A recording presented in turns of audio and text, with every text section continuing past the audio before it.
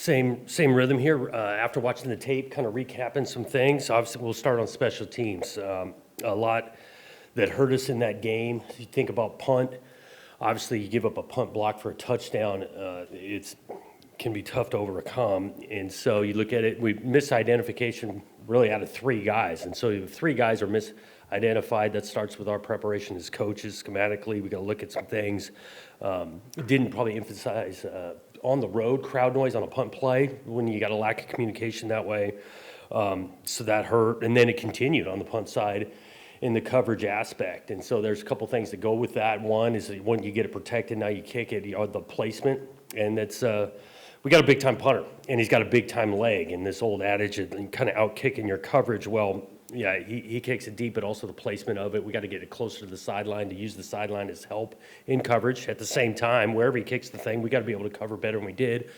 Out of a lane or two, good athlete returning it, but that did not help us. You think about field position throughout, that was a problem.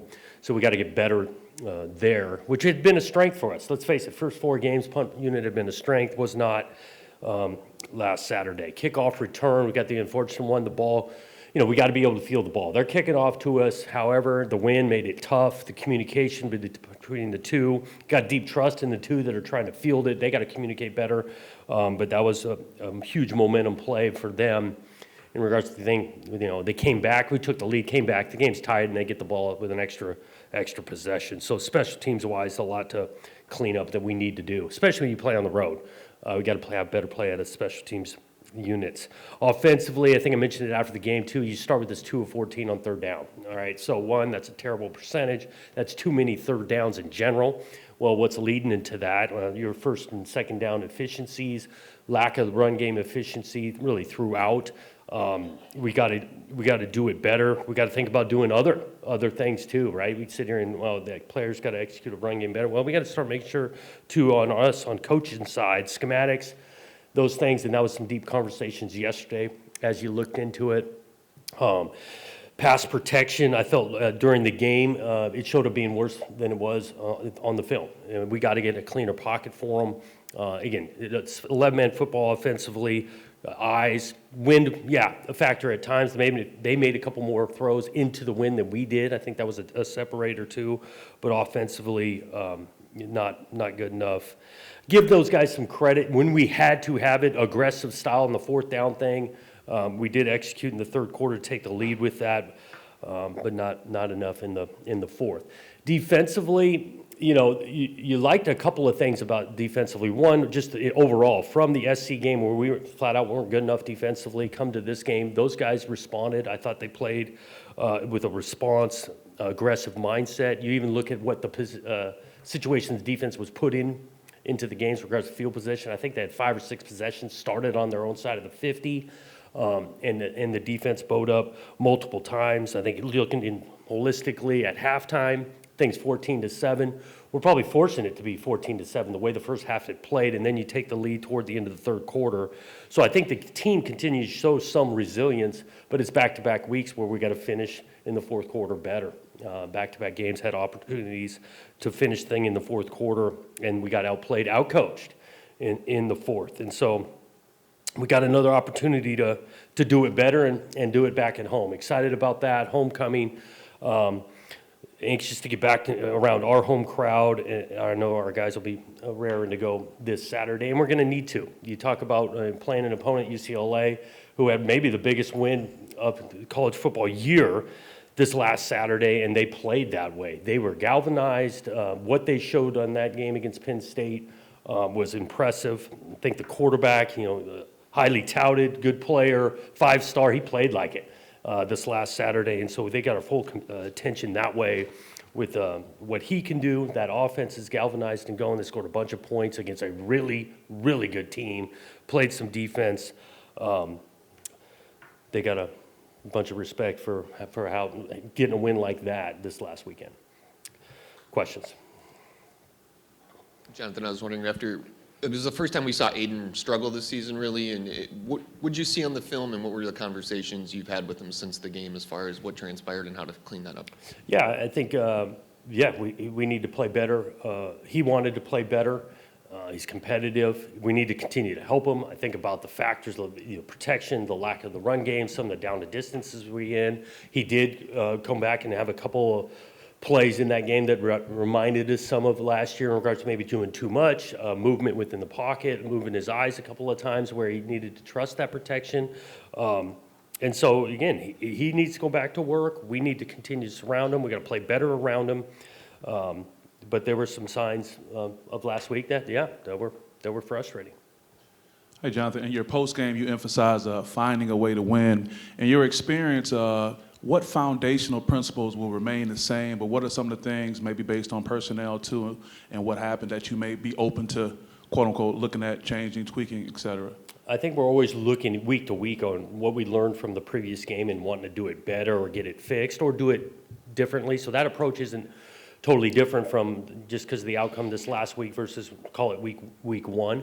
I do think, looking at 2 games on the road, the ability to finish in the fourth, we got to find a way to do it better because we've done it at home. I call out Boston College going to double overtime. We found a way to finish there. So we've done it before. I think, but the previous 2 being on the road, we got to do it on the road.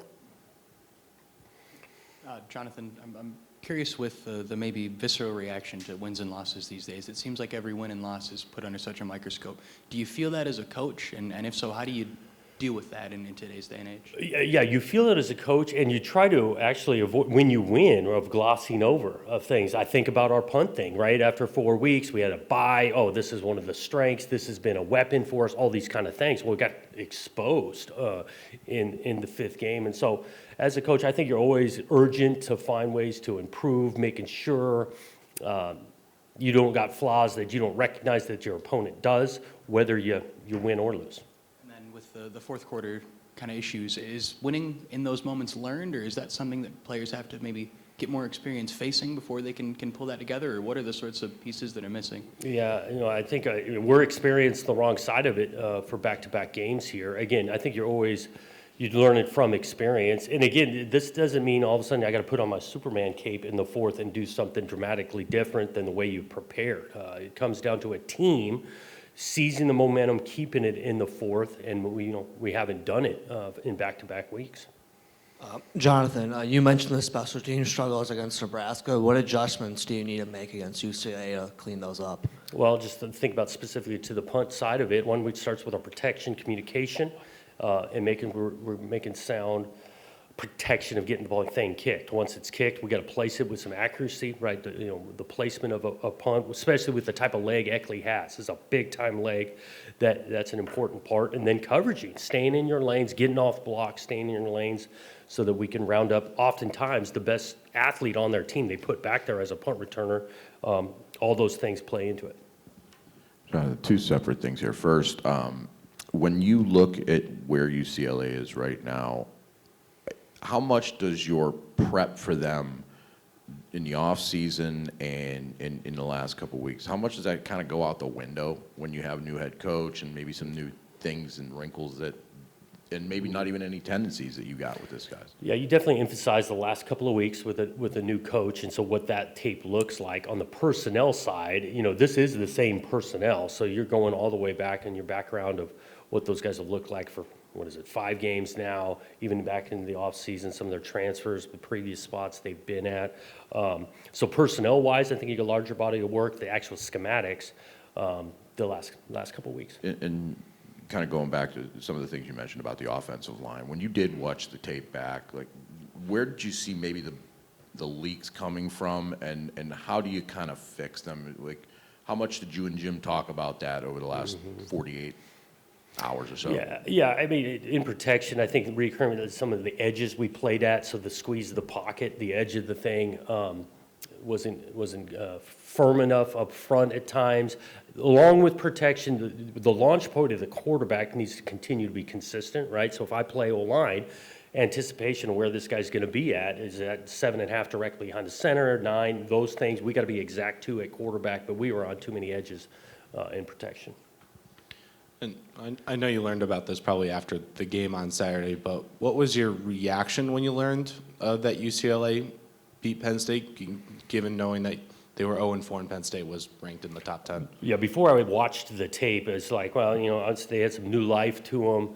And then you think about the long travel, you think about Penn State more a little bit going across after a big emotional game the week before. Then you put on the tape and watch this game, galvanized, new energy, aggressive. I'm talking about UCLA now, attacking, really in all three phases. They come out, first opening drive, go punch the thing in, then kick off, they gamble, steal a possession right there of like, they were a brand new team.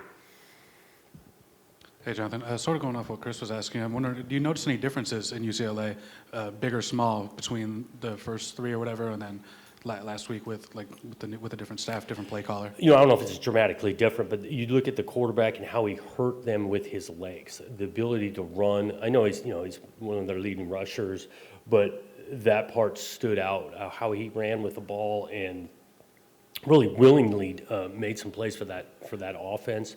They were much efficient moving the ball against a really good defense. That stood out. Maybe in comparison to the week 1 and week 2, you look at their finish, even just the point total, right? The previous week, Northwestern, versus how many points they scored this last week. I mean, that jumps off the page. Also curious where your outlook is with Nakai and Ade, just starters that missed last week. I'm sorry, say it again with Nakai. Nakai and Ade Willie, your outlook on how Yeah, I think both those guys have the potential for this weekend, finishing a protocol with one of them, but by the end of the week, we'll know. So right now, day to day.